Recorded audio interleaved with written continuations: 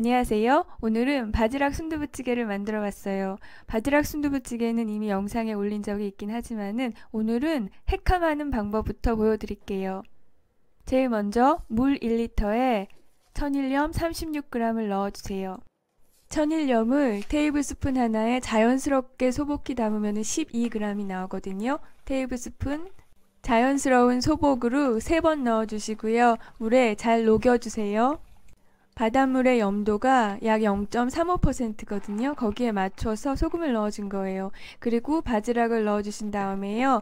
위에다가 아무거나 덮어두세요. 그러면은 얘네들은 깜깜해서 밤인 줄 알고 입을 열거든요. 그때 모래나 다른 더러운 것들이 바깥으로 나오게 돼요.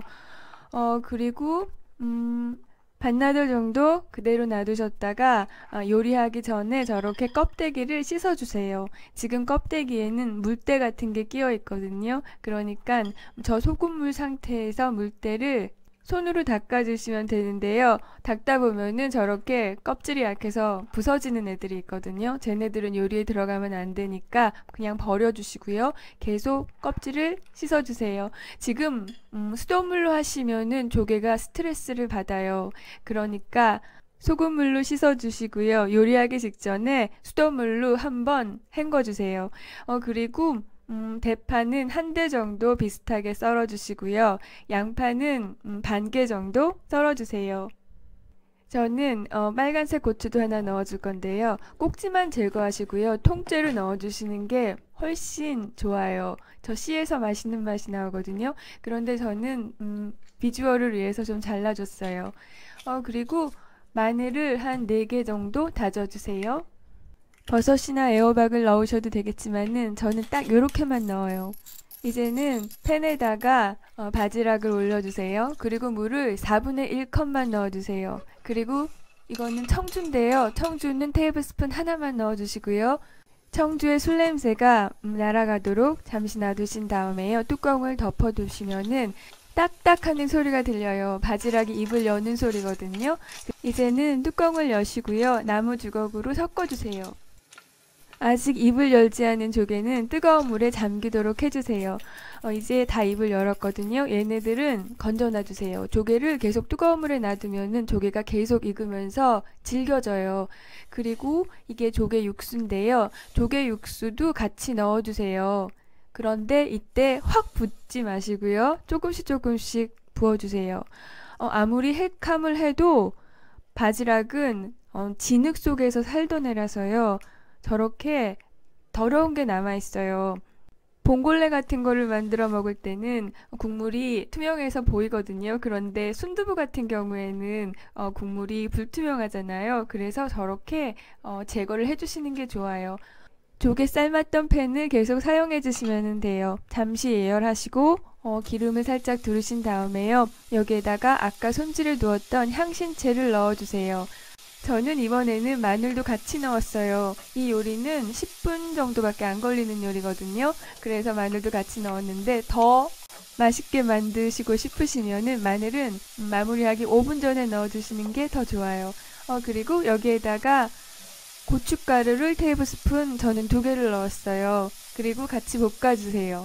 이때는 불을 약불로 하시고요. 그리고 물을 1컵 옆에 준비해주세요. 그리고 지금 피쉬 소스를 테이블스푼 하나를 바닥에다가 흘려주세요. 그러면 얘네들은 금방 굳거든요.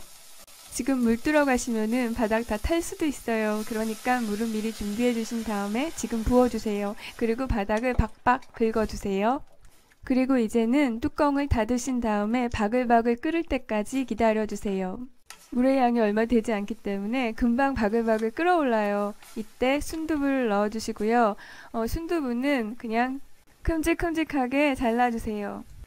너무 크게 자르면은 순두부에 간이 배지 않고 너무 잘게 자르면은 지저분해지거든요. 그러니까 2cm 정도로 잘라주시는 게 가장 좋을 것 같아요. 그리고 또 뚜껑을 닫고 3, 4분 정도 끓여주세요. 그래야지 순두부에 간이 잘 배어서 맛있어요. 그리고 마무리할게요. 아까 준비해 두었던 바지락을 넣어주세요.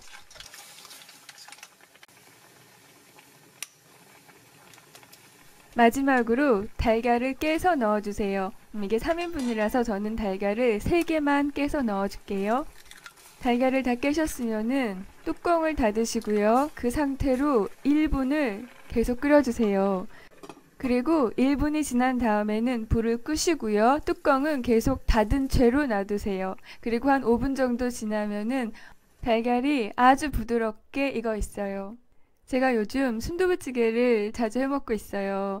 그런데 저는 밥이랑 같이 먹는 게 아니고요. 그냥 찌개만 먹어요. 요즘 다이어트 중이잖아요.